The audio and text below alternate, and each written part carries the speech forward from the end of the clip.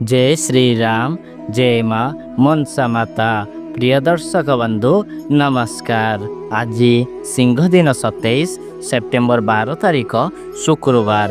अद्य बिछा धनु और मीन राशि घातबार रही सचेतन रुहतु। राहु काल दिबा 10:10 रु दिबा 11:41 मध्य कौन शुभ कार्य करंतु नहीं। आसंतु जानिबा आजिर राशिफल संक्षिप्त रे।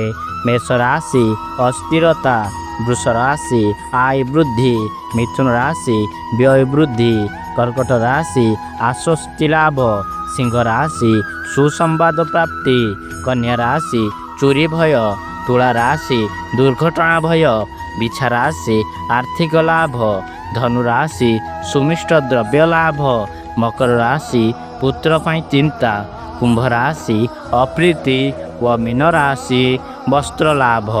प्रतिकार महादेव आराधना व पितामाता आशीर्वाद नहीं दिनटी आरंभ करंतु। दिनटी शुभ व भलरे जीव। जय श्री राम।